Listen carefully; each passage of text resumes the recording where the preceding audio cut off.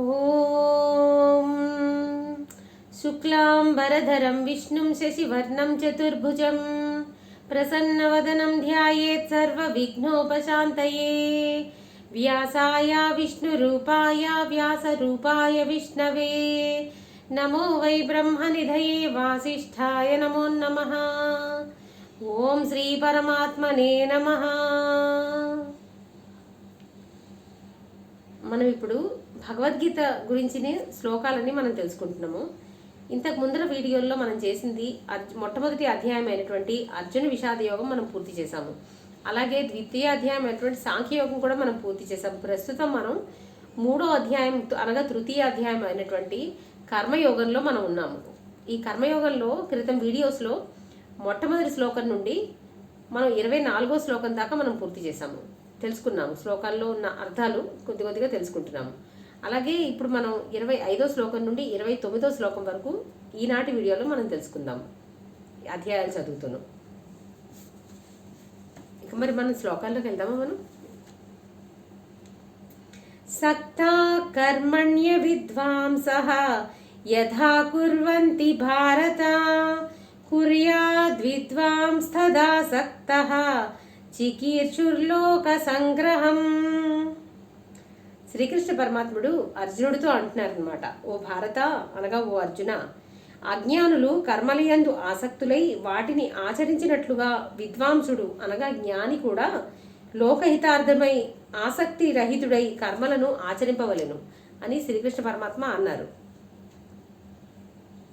ఇంకొంచెం దీనిలోకి అంటే డీటెయిల్గా వివరంగా మనం వెళ్ళామనుకోండి, ఇంకొంచెం మనం తెలుసుకోవడానికి ప్రయత్నిద్దాము. స్వామి ఏమంటున్నారో నాకున్న పరిజ్ఞానాన్ని బట్టి నేను చెప్పడానికైనా నేను ప్రయత్నిస్తాను.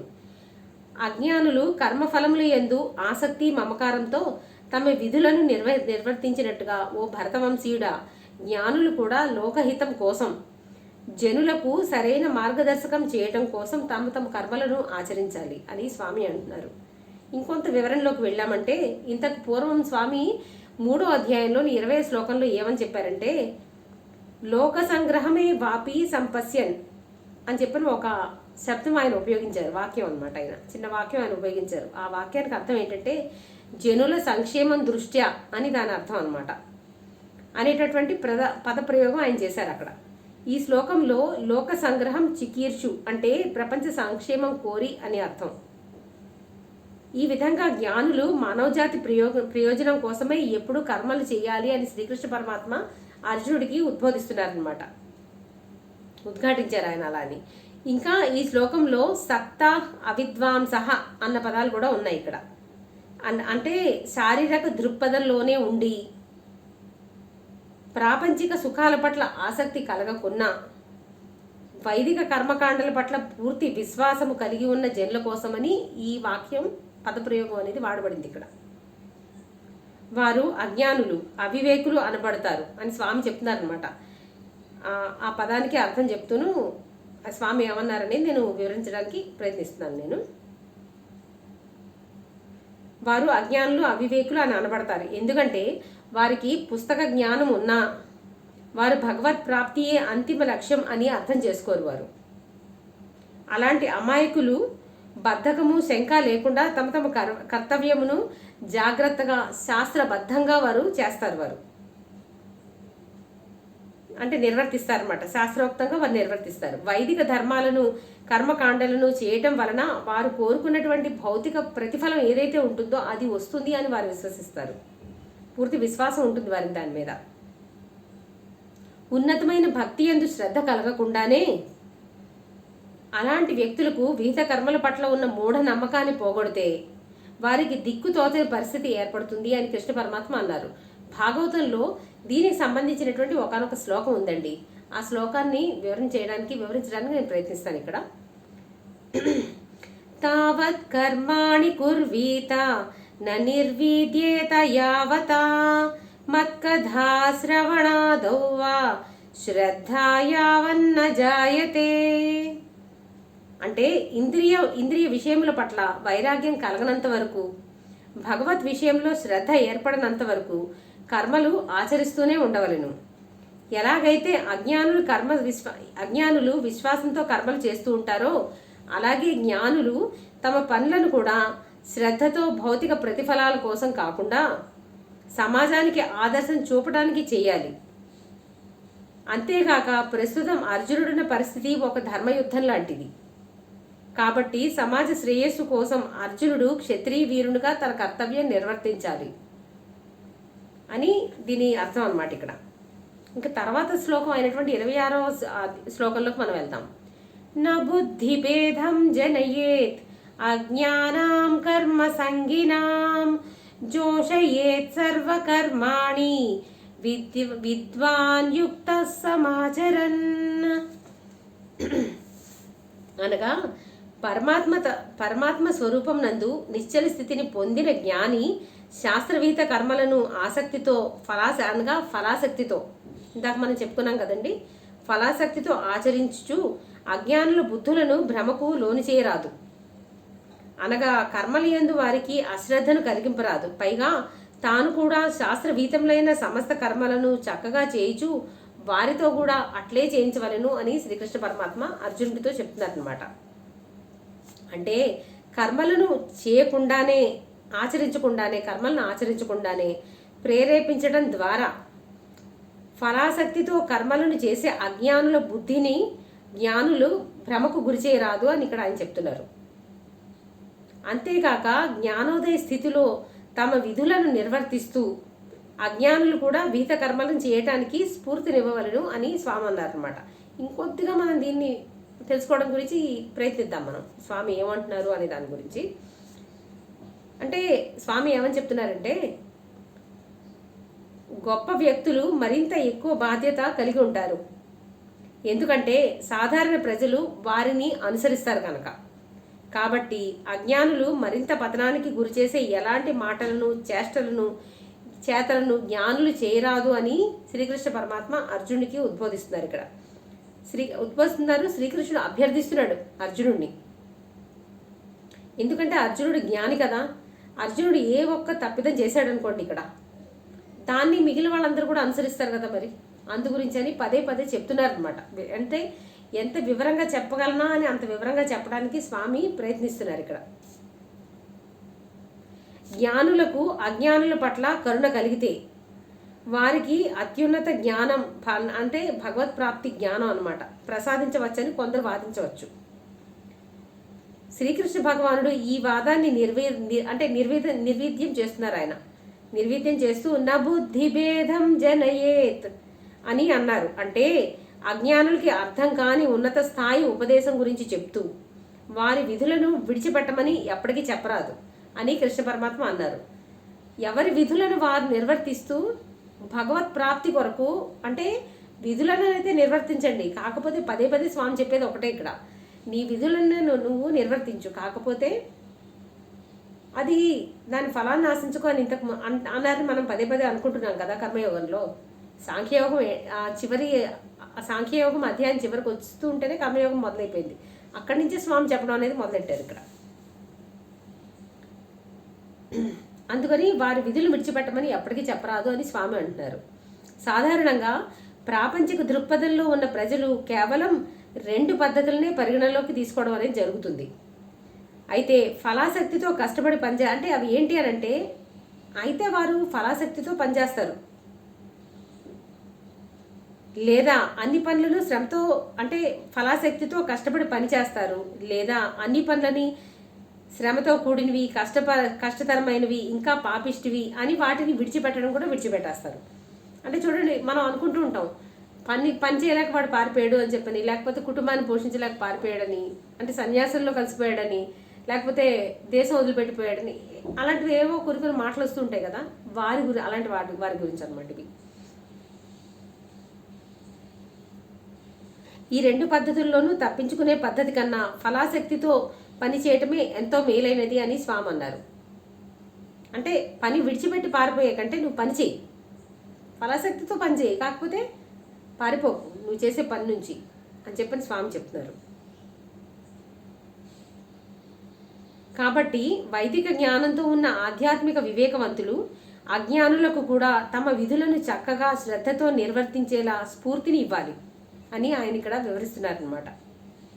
అమాయకుల మనస్సులను వ్యాకులపడి కలత చెందితే, అమాయకుల మనసులు వ్యాకులపడి కలత చెందితే వారికి అసలు పని చేయడం మీద విశ్వాసం అనేదే ఉండదు. అది నిజమే కదండి. వారికి ఏదైనా పని మీద అంటే సరిగా చేయగలనా లేదా అని కానీ ఏదైనా సరే నువ్వు వచ్చి వాళ్ళకి కన్ఫ్యూజన్ అని చెప్పిన వచ్చి వారికి వ్యాకులత చెందారనుకోండి ఏదే పనిలో, అంటే ఎక్కడైతే కనుక డౌట్ క్వశ్చన్ మార్క్ అనేది ప్రశ్నార్థకం అనేది ఏదైనా పనిలో వస్తే ఆ పని ఇంకా ముందుకు సాగదు. అందుకని ఆ ప్రశ్నార్థకం లేకుండా నువ్వు పని చెయ్యని చెప్తున్నారు.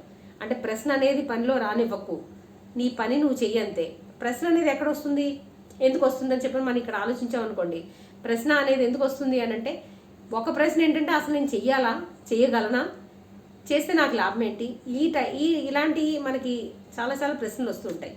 అందుకని ఆయన ఏమన్నారంటే ఎప్పుడైతే కనుక మన మనసులో పని అంటే పని చేయడం అనే దాన్ని వదిలిపెట్టి ప్రశ్న ఏదైతే ప్రశ్న అనేది ఉదయించిందంటే ఇంకా పని ముందుకు వెళ్ళదన్నమాట. అందుకని ప్రశ్న అనేది వద్దు, అసలు నీ మనసులో ఏదైతే పని చేయాలంటే ఆ పని మీదకి మనసు దృష్టి పెట్టు, కానీ నువ్వు ప్రశ్నించొద్దు నువ్వు చేసే పని అని చెప్పి ఆయన అంటున్నారు అక్కడ. అందుకని అమాయకుల మనసులు వ్యాకులపడి కలత చెందితే వారికి అసలు పని చేయడం మీదే విశ్వాసం అనేది పోతుంది. పోయేటటువంటి ప్రమాదం అంటే పోతుంది అంటే పోయే ప్రమాదం ఉండొచ్చు అక్కడ. ఒక పక్క పనులు ఆపి మరో పక్క జ్ఞానం వృద్ధి చెందక అజ్ఞానులు రెండింటికి చెడిపోతారు. అంటే అటు పని ఆపేసి నేను జ్ఞానాన్ని సంపాదించుకోవాలని అటు సన్యాసంలో వెళ్ళిపోయాడు అనుకోండి, అటు సన్యాసం తీసుకుని సన్యాసం చేసినా అతనికి భౌతిక సుఖాల మీద ఇచ్చాపోదు, అన్ని కోరికలు అలాగే ఉంటాయి. అందుకని అటు దానికి రెంటికి చెడ్డ రేవడవుతారనమాట అలాంటి వాడు. అందు గురించి అలా వద్దు అని స్వామి చెప్తున్నారు ఇక్కడ. తదుపరి 2 శ్లోకాల్లో కూడా దీని గురించి స్వామి ఏమైనా వివరిస్తున్నారంటే, ప్రకృతే క్రియ కర్మాణి గుణై కర్మాణి సర్వశః అహంకార విమూఢాత్మ కర్తామిహతి మన్యతే అని అంటున్నారు ఆయన. దీనిలో ఆయన ఏమన్నారంటే స్వామి తాత్పర్యం ఏంటంటే దీనికి వాస్తవముగా కర్మలన్నీను అన్ని విధముల ప్రకృతి గుణముల ద్వారానే చేయబడుచుంటును. అహంకార విమూఢాత్ముడు అంటే అహంకారం చే మోహితమైనటువంటి అంతఃకరణములు గల అజ్ఞాని ఈ కర్మలకు నేనే కర్తను అని భావిస్తూ ఉంటాడు.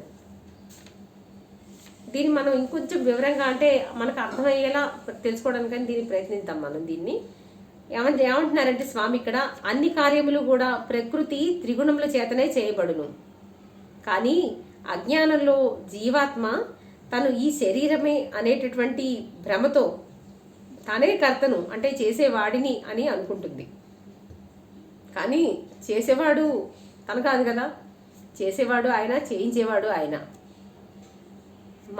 మనం కేవలం నిమిత్త మాత్రం అంతే అని ఎప్పుడైతే మనం అనుకున్నామో నేనేం చేయట్లేదు, నా చేత చేయించేవాడు ఆయన, అందుగురించి ఆయన చేస్తున్నాడు, ఆయనే చేస్తున్నాడు అని అనుకోండి అని అనుకున్నామంటే తప్పకుండా శుభ ఫలితాలు వస్తాయి, అన్నీ బాగుంటుంది. అది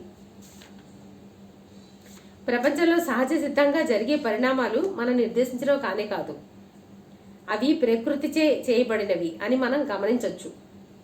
ఇప్పుడు మన శారీరక క్రియలను మనం 2 విధాలుగా విభజించవచ్చు. అంటే ఇంతకు ముందర మనం చదివినటువంటి 27వ శ్లోకంలో దాని వివరణలో ఇంకొంచెం మనం తెలుసుకుంటున్నాం కదా, ఆ వివరణ నాకు అంటే అర్థం చేసుకోవడానికి ప్రయత్నిస్తూ చెప్తున్నాను అనమాట.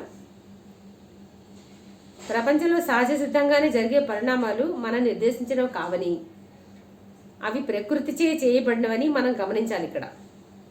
ఇప్పుడు మన శరీర క్రియలను రెండు రకాలుగా మనం విభజించామనుకోండి. అవి ఏంటి అనంటే సహజంగానే జరిగేటటువంటి జీవ ప్రక్రియ అంటే జీర్ణక్రియ, రక్త ప్రసరణ, హృదయ స్పందన ఇలాంటివన్నీ ఉంటాయి కదండి. అవి మనం కావాలని చేయము, కానీ అవి జరిగిపోతూ ఉంటాయి మన శరీరంలో.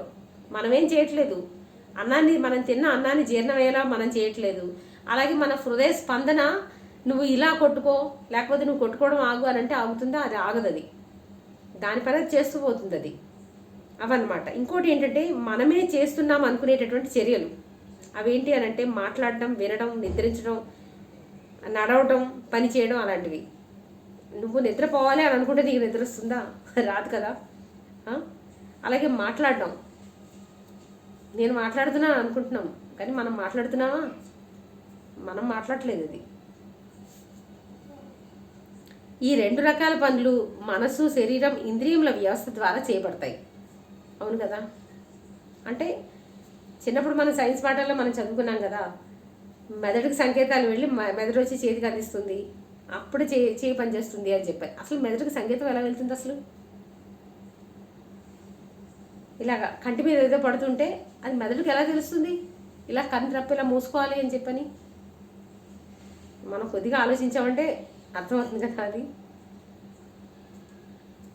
మనసు, శరీరం, ఇంద్రియ వ్యవస్థల ద్వారా చేయబడుతుంది. ఈ వ్యవస్థ యొక్క అన్ని భాగాలు కూడా త్రిగుణాత్మకమైన సత్వము, రజస్సు, తమస్సు, వీటిని త్రిగుణాలు అని అంటారు.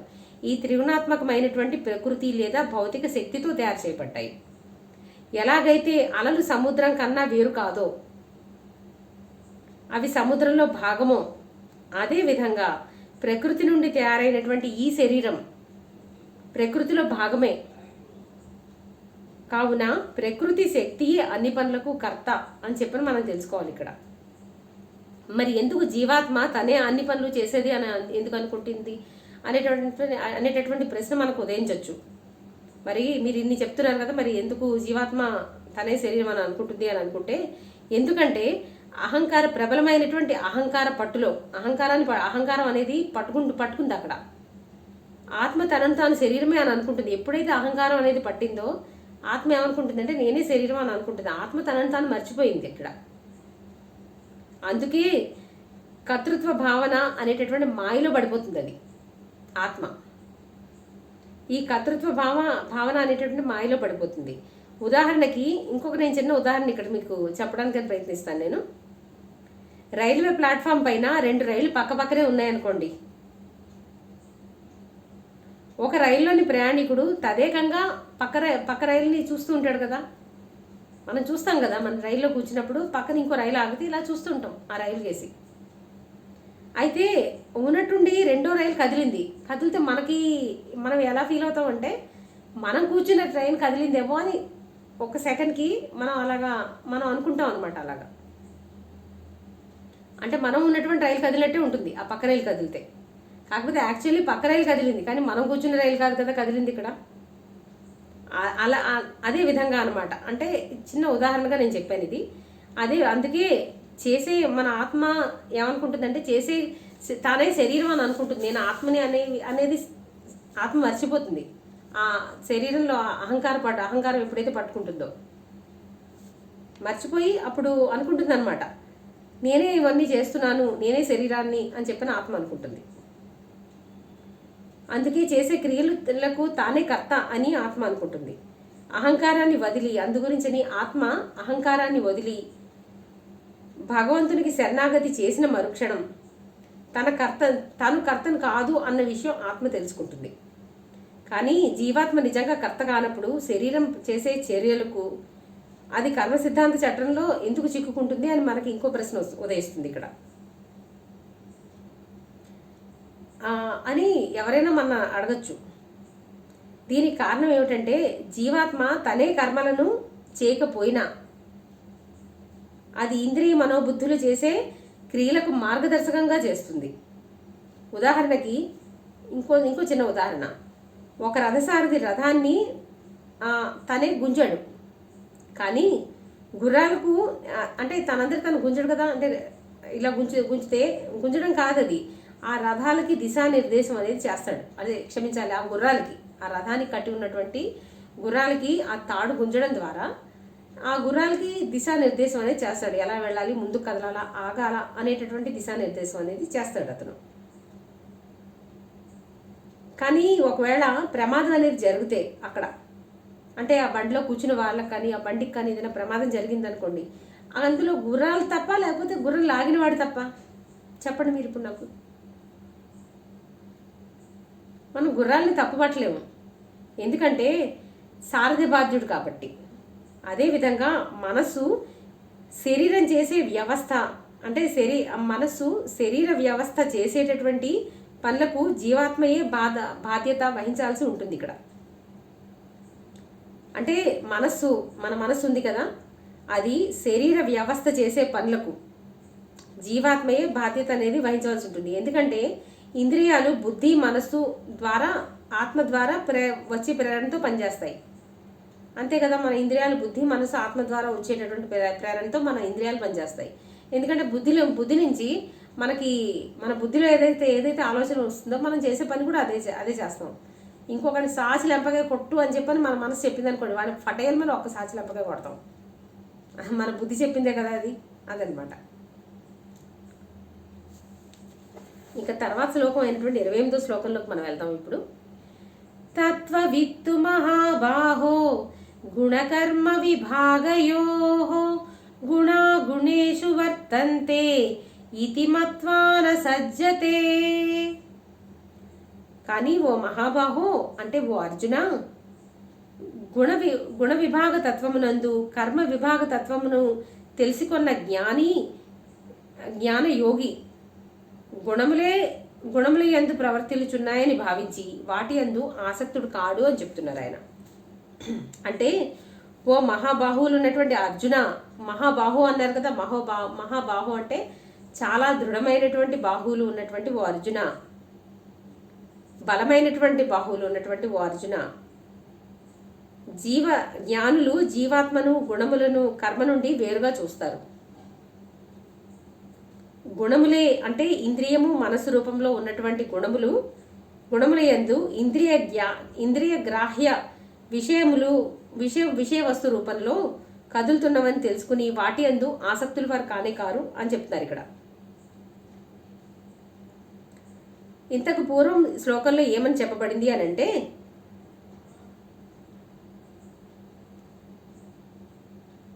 అహంకార విమూఢాత్మ అని చెప్పబడింది కదా.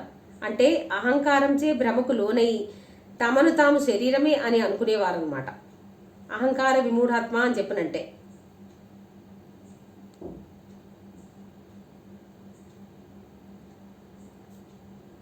ఈ శ్లోకం తత్వవిత్ అంటే సత్యములను ఎరిగిన వారి గురించి చెబుతోంది. ఈ విధంగా అహంకారాన్ని నిర్మూలించినటువంటి వారు శారీరక దృక్పథం నుండి స్వేచ్ఛను పొంది తమ ఆధ్యాత్మిక విలక్షణతను భౌతిక శరీరం కంటే వారు వేరుగా చూస్తారు వారు ఇక్కడ. కాబట్టి ప్రాపంచిక క్రియలకు తామే కర్తలమని వారు భ్రమపడరు, భయపడరు. వారు బదులుగా ప్రతి కార్యకలాపం కూడా 3 గణముల కదలికల వల్లనే జరుగుతున్నాయి అని చెప్పని వారు తలుస్తారు. ఇటువంటి భగవత్ ప్రాప్తి నొందినటువంటి మహాత్ములు ఇంకా ఇలా ఏమని అంటారంటే, ఇక్కడ కబీర్ దాస్ గారు చెప్పినటువంటి ఒక చిన్న దోహా చెప్తానండి మీకు నేను. జో కరయి సో హరి కరయి హోతా కబీర్ కబీర్ కబీర్. అంటే ఏంటంటే భగవంతుడే అన్నీ చేస్తున్నాడు కానీ జనులు నేను చేస్తున్నాను అని అనుకుంటారు అని కబీర్ దాస్ గారు అన్నారనమాట. అంటే అవును, అది నిజమే. మొత్తం అన్నీ మంచిగా చేయించేవాడు ఎవరండి? ఆ భగవంతుడే కదా. కానీ మనం ఏమనుకుంటున్నాం అంటే ఇవన్నీ మనమే చేస్తున్నాం అని చెప్పి మనం అనుకుంటున్నాం. ఇక 29వ శ్లోకంలోకి మనం వెళ్తే, ప్రకృతేర్గుణ సమ్మూఢాః సజ్జంతే గుణకర్మసు తాన కృత్స్నవిదో మందాన్ కృత్స్నవిన్న విచాలయేత్. అంటే ప్రకృతి గుణములచే పూర్తిగా మోహితులైనటువంటి మనుషులు ఆ గుణముల యందును కర్మల యందును మిక్కిలి ఆసక్తులగుదురు. అట్టి మిడిమిడి జ్ఞానం గల మందబుద్ధులైనటువంటి అజ్ఞానులను పూర్తిగా తెలిసిన జ్ఞాని అయిన వాడు భ్రమకు అనగా ఊగిసలాటకు గురి చేయడు అని అర్థం అన్నమాట. అంటే గుణముల ప్రవృత్తిచే భ్రమకు లోనైనటువంటి వారు, అంటే గుణములు ప్రవృత్తిచే అంటే మనం ఇందాక చెప్పుకున్నటువంటి త్రిగుణాలు ఉన్నాయి కదా, సత్వరజస్తమో గుణాలు అవన్నమాట. వాటి ప్రవృత్తిచే భ్రమకు లోనైన వారు వారి కర్మల యందు ఆసక్తులవుతారు. కానీ ఈ సత్యములను అర్థం చేసుకున్నటువంటి జ్ఞానులు ఎవరైతే ఇవి గుణాలు చేపిస్తున్నాయి అని అనుకున్నారో, గుణాల గురించి తెలుసుకున్న జ్ఞానులు ఎవరైతే ఉంటారో, ఇది తెలియని అజ్ఞానులను కలవరపరచరాదు. అంటే గుణాల గురించి ఎవరైతే తెలియదో వాళ్ళని కన్ఫ్యూజ్ చేయకూడదు, భయపెట్టకూడదు అనమాట వాళ్ళని. అది ఆయన స్వామి అంటున్నారు. మనం కొంచెం వివరణగా దీని గురించి మనం తెలుసుకుందాము. మరి జీవాత్మ అనేది గుణములు వాటి ప్రకృతి కంటే భిన్నమైనది అయితే, అంటే వాటి ప్రవృత్తి కంటే భిన్నమైనది అయితే జీవాత్మ అనేది, మరి అజ్ఞానులు ఇంద్రియ వస్తువులపై వస్తు విషయములపై మమకారాసక్తులు ఎందుకని పెంచుకుంటారు? అంటే మమకారాసక్తులు ఎందుకు అవుతారు అంటే, ఒక విషయం పట్ల మమకారం ఎందుకు అంటే, నా కొడుకు లేకపోతే నా ఇల్లు నా మంచం అనే వాటి పట్ల ఎందుకు అవుతారు అని చెప్పని. అనే సందేహం రావచ్చు. వారు ప్రకృతి గుణములచే భ్రమకు లోనైన వారే కర్తలను అని అనుకుంటున్నారు వారు. అంటే ప్రకృతి గుణములచే వారు అందరూ భ్రమకు లోనయ్యారనమాట వాళ్ళు అని శ్రీకృష్ణుడు ఈ శ్లోకంలో వివరిస్తున్నారు. ప్రకృతి యొక్క త్రిగుణములచే పూర్తిగా సమ్మోహితులై వారు ఇంద్రియ, శారీరక, మానసిక ఆనందం కోసమే ఆ పని చేస్తుంటారు. వారు కర్మలను ఒక కర్తవ్యంగా ఫలాపేక్ష లేకుండా వారు చేయలేరు. అంతే కదండి. మనం మామూలు మనుషులం. మనకేమోనో అంత జ్ఞానం అనేది లేదు. ఇంకాను మనకేమోనో ఆత్మ, జీవాత్మ ఇవన్నిటిని వేరు చేసి చూడడం అనేది మనకు తెలియదు. అంత తెలియనప్పుడు తెలియనటువంటి అజ్ఞానులు ఏమని అనుకుంటారంటే, అంటే వాళ్ళు చేసే ప్రతి పని అనమాట నాకు ఈ ఫలం కావాలి అని అనుకుంటారు వాళ్ళు. లేకపోతే ఈ ఒక స్వీట్ తిన్నామంటే ఏదైతే ఆ మిఠాయి యొక్క రుచి అనేది ఉంటుందో దాన్ని ఆస్వాదించాలి అని అనుకుంటారు. అంతేనే కానీ పరమాత్మ తత్వాన్ని ఆస్వాదించడం అంటే ఆయన్ని ఆస్వాదించడం అనే దాని గురించి తెలుసుకోలేరు వాళ్ళు. మనం ఎంతసేపు భౌతిక శరీరంతో ఆలోచిస్తున్నాం కానీ మనం ఏంటి అనే దాని గురించి మనం అంత ఆలోచించట్లేదు. అలాగే చేసే పనులను ఒక కర్తవ్యంగా మనం అప్పటి ఫలాపేక్ష లేకుండా కూడా మనం చేయలేము. మనం చేసే ప్రతి పనికి మనకి ఏదో ఒక ఫలాపేక్ష మనకు ఉంటుంది. నేను ఏదైనా పని చేశానంటే దానికి ఇంత ఈ ప్రతిఫలం అనేది ఉండాలి అని చెప్పి అనుకుంటాం. కానీ ప్రతిఫలాపేక్ష లేకుండా నేను పని చేస్తున్నాను అని చెప్పని ఎవరు అనుకోరు. ఒకవేళ నేను ప్రతిఫలాపేక్ష లేకుండా నేను ఇది చేస్తున్నాను అని ఎవరైనా అంటే ఈ కలికాలంలో నాకు తెలియదు అలాంటి మహాత్ములు ఎవరైనా ఉన్నారేమో. అలాంటి వారు ఎవరు ఉండరు. ఏదో ప్రతిఫలం ఆశిస్తారు. వాళ్ళు పుణ్యం కావాలని సరే నాకు ధనధాన్యాలు వద్దు, ఏది వద్దు అని అనుకుంటారు. కాకపోతే పుణ్యం కావాలని కోరుకుంటారు కదా, అది కూడా ప్రతిఫలాపేక్షే కదా. నేను చేసి ఈ పని వల్ల నాకు పుణ్యం వస్తుంది అని అనుకుంటే ఆ పుణ్యం గురించి కూడా ఆలోచించకూడదు. స్వామి నా చేత చేపిస్తున్నాడు, నేను ఏం చేస్తున్నాను అని అనుకోవాలన్నమాట.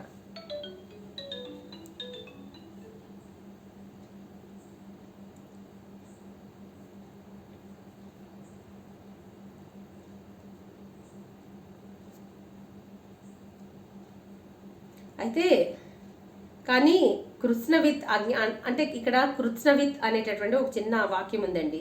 అంటే అజ్ఞానులు, కృత్స్నవిత్ అని అంటే అజ్ఞానులు అనే అర్థం.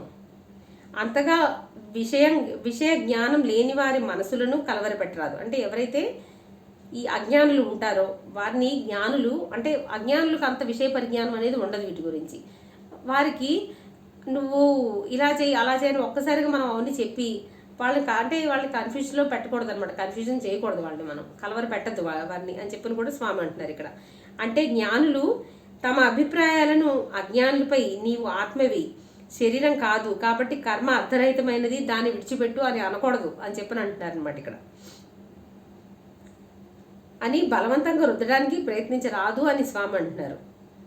వారు అజ్ఞానులకి తమ విహిత కర్మలని చేస్తూ ఉండమని ఉపదేశిస్తూ నెమ్మదిగా అంటే ఏవైతే వారికి పనులు ఉన్నాయో ఆ పనులు మీరు చెయ్యండి అని చెప్పని ఉపదేశిస్తూ నెమ్మదిగా మమకార ఆ తర్వాత ఆసక్తి అనేటటువంటి దానికి అతీత స్థితికి వారు చేరుకోవటానికి జ్ఞానులు అయిన వారు సహకరించాలి వారికి. అంతేగాని మీరు ఆ పని చేయకండి ఈ పని చేయకండి అని చెప్పని మీరు ప్రతిఫలాపేక్ష వదిలేసేయండి అని కూడా, అంటే స్వామి ప్రతిఫలాపేక్ష లేకుండా పనిచేయండి అని చెప్తున్నారు ఇక్కడ. కానీ ఎవరైతే జ్ఞానులు ఉంటారో వారు తెలియని వారికి నువ్వు దాని గురించి ఏం ఆశించకుండా పనిచేసే అంటే వాళ్ళకి కొంచెం అంటే ఏంటి ఎలా చేయాలి అని చెప్పని అంటే విభిన్న అభిప్రాయాలు వచ్చేస్తుంటాయి వారి మనసులో. అందు గురించి అలా చెప్పకండి మీరు అని చెప్పని అంటున్నారు అనమాట. వారి పనిని వారు చేయనివ్వండి, కాకపోతే నెమ్మదిగా వారికి తెలుసుకునేలా వారిని చేయండి అని చెప్పని జ్ఞానులకి చెప్తున్నారనమాట. ఈ పద్ధతిలో ఆధ్యాత్మిక విషయ జ్ఞానం ఉన్నవారికి అది లేని వారికి ఉన్న తేడాని వివరించిన తర్వాత శ్రీకృష్ణుడు అజ్ఞానుల మనస్సును కలవరపరచరాదు అనేటటువంటి గంభీరమైనటువంటి హెచ్చరిక కూడా ఆయన చేస్తున్నారు ఇక్కడ. అంటే జ్ఞానులకి అజ్ఞానులకి ఉన్నటువంటి భేదం ఆయన చెప్పి, అలాగే జ్ఞానులకి ఏమని చెప్తున్నారంటే మీరు అజ్ఞానుల్ని ఇక్కడ కలవరపరచద్దు అని కూడా ఒక గంభీరమైనటువంటి ఒక మాట అన్నారు ఆయన. దానికి సంబంధించింది ఏంటి అనేది, ఆ గంభీరమైనటువంటి మాట ఏంటి, దానికి సంబంధించినటువంటి వివరణ ఏముంది అనే దాని గురించి తర్వాత ఈ వీడియోలో మనం తెలుసుకుందాం. జై శ్రీకృష్ణ పరమాత్మనే నమః. సర్వం శ్రీకృష్ణార్పణమస్తు.